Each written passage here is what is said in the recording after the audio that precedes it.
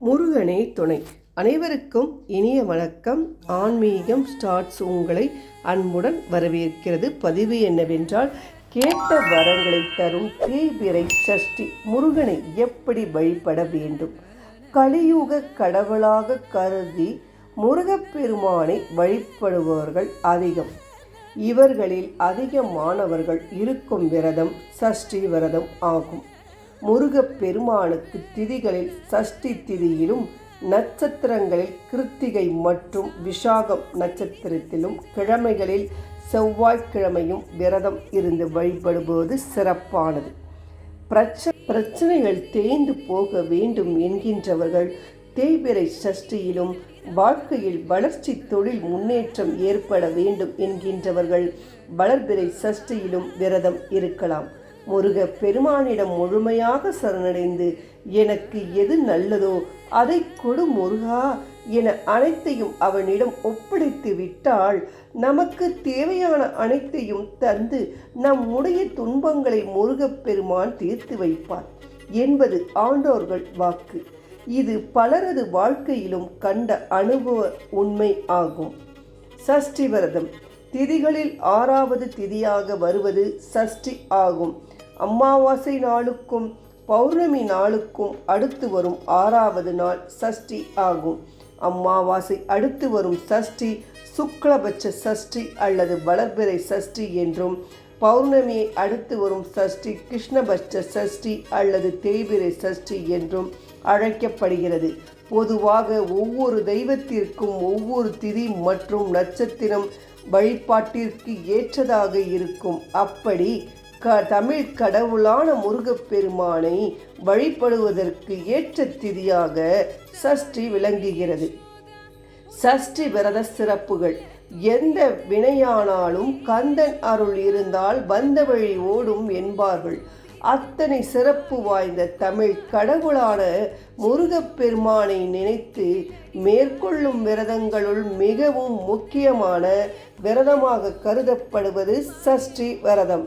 ஆறுமுகம் கொண்ட முருகப்பெருமானுக்கு 6வது திதியாக வரும் சஷ்டி திதியில் விரதம் இருப்பதால் கேட்ட வரங்கள் கிடைக்கும். என்ன பிரச்சனையாக இருந்தாலும் விலகிவிடும் என்பது நம்பிக்கை. இந்த சஷ்டியானது நாளை வருகிறது. அதாவது பிப்ரவரி 18ஆம் தேதி நாளை வருகிறது. சஷ்டி திதி உள்ளதால் நாளை முழுவதும் முருகப்பெருமானுக்கு விரதம் இருந்து வழிபடலாம். மாத சஷ்டி விரதம் இருக்கும் முறை. இந்த தேய்பிறை சஷ்டியில் முருகக் கோவிலுக்கு சென்று அபிஷேகத்திற்கு தேவையான பொருட்களில் உங்களால் முடிந்த பொருட்களை வாங்கி கொடுக்கலாம். குறிப்பாக இளநீர் மற்றும் தேன் போன்றவற்றை வாங்கி கொடுப்பதன் மூலம் சுபிக்ஷம் பெருகும்.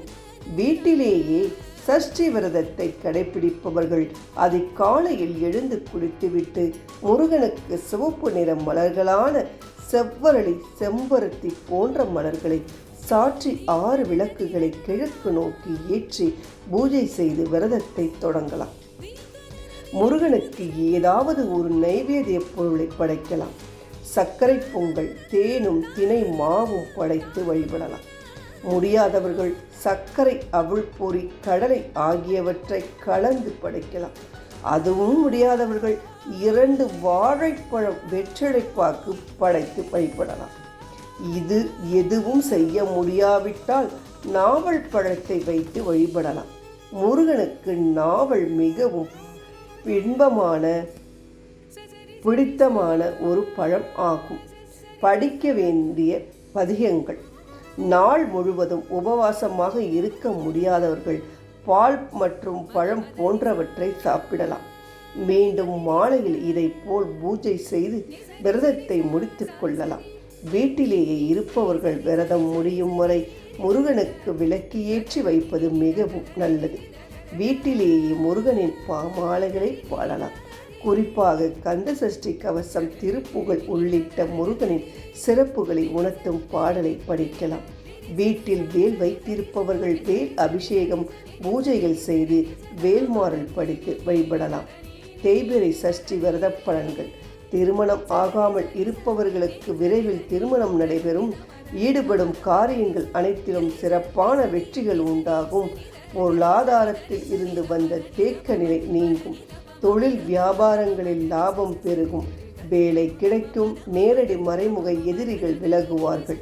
உடல் மற்றும் மன ஆரோக்கியம் மேம்படும் என பிரச்சனை தீர வேண்டும் என முருகனிடம் முறையிட்டு இந்த விரதத்தை இருக்கிறார்களோ அது நிச்சயம் நடக்கும் என்று சொல்லிக்கொண்டு பதிவை நிறைவு செய்து கொள்ளலாம். நன்றி, வணக்கம்.